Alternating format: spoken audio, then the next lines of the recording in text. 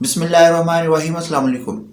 इससे पहले मैं एक वीडियो कद के जो छोटा रहने की वजूहात है और उसका ग़िज़ाई तरीका इलाज है उसके बारे में बना चुका हूँ। आप मेरी चैनल पे जाके देख सकते हैं वो वीडियो। ये वीडियो एक अलग से इस वजह से बना रहा हूँ कि बहुत सारे लोगों का मुतालबा था कि इस रेसिपी को एक अलग करके बनाएं। वो मुख्तलिफ सवालात आए उस बारे में।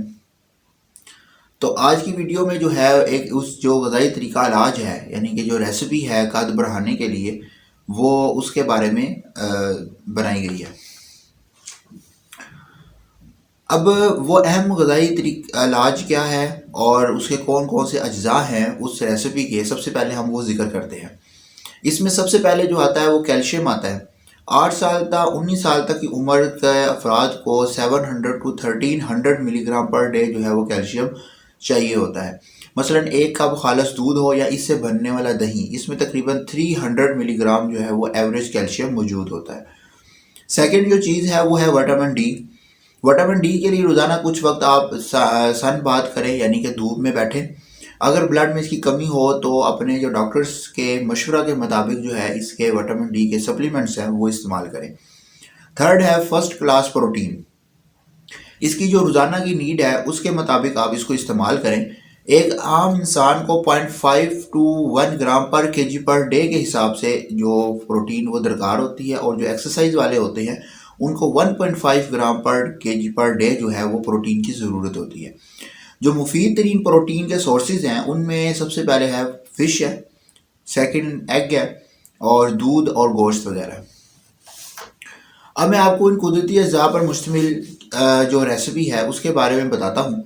इसके जो अहम अज्जा हैं वो है 125 ग्राम जो है वो छिलके के बगैर आप फावा बीन्स ले लें। सेकेंडली 125 ग्राम सुर्ख बंद गोभी ले लें।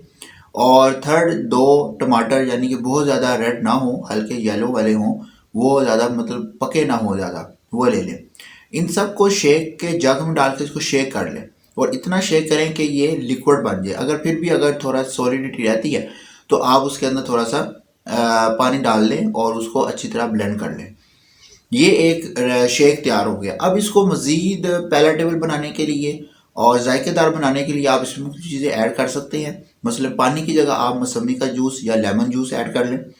इसके अलावा शहद या देसी शक्कर का इस्तेमाल कर सकते हैं, चॉकलेट डाल सकते हैं, और इसके अलावा हल्का सा नमक या जो काली मिर्च वगैरह का भी इस्तेमाल कर सकते हैं। इसमें 2 या 3 अखरोट और या बादाम वगैरह भी डालकर भी इसको इस्तेमाल किया जा सकता है। अब ये किस तरह लेना है और कैसे इस्तेमाल करना है, ये इस तरह लेना है कि आपने इस तैयार जो शेक है उसको दिन में 2 दफ़ा इस्तेमाल करना है। चंद दिनों का जब आप इस्तेमाल कर लें उसके बाद आपने इनकी जो अज्जा हैं उसकी मिकदार आपने बढ़ाना शुरू कर देनी है। लाइक आपने 125 ग्राम जो सुर्ख बंद गोभी ली उसको आप 250 ग्राम तक कर लें। 125 ग्राम आपने उससे फावा बीन्स लिए, वो भी आप 250 ग्राम तक बढ़ा लें। 2 अदर टमाटर पहले आपने स्टार्ट में लिए, तो अब आप उसको 3 या 4 टमाटर तक कर लें। शुरू में जिस्म को आदी बनाने के लिए चाहे 1 दफ़ा पिएं, फिर आहिस्ता आहिस्ता सुबह और शाम लेना स्टार्ट कर दें। अगली बात ये अहम कि जो लोग वर्जिश करते हैं, वर्जिश करने के 30 टू 60 मिनट्स के बाद ये इस्तेमाल करना चाहिए। अगर आप सुबह और शाम वर्जिश करते हैं 2 टाइम, तो आप ये हर वर्जिश के बाद इसे लें। कद को इस तरीक़ेकार से बढ़ाने की कोशिश में वर्जिश एक अहम हिस्सा है। इसमें जितनी भी एक्सरसाइजेज की गई हैं, बताई जाती हैं, वो है स्ट्रेच एक्सरसाइजेज, इनको लटक कर या लेट कर मुख्तलिफ तरीक़ों से किया जाता है। आखिर में ये कि आप जितनी भी चीनी की, फाइन फ्लोर की, contaminated processed food, fry foods और ये इस तरह की तमाम जो चीज़ें हैं उनसे आप अवॉइड करें, और जो बैलेंस डाइट है उसका इस्तेमाल करें, और जो बताई गई है जो एक रेसिपी है इसको इस्तेमाल करें। इंशाल्लाह काफ़ी फ़ायदा होगा। Thank you very much.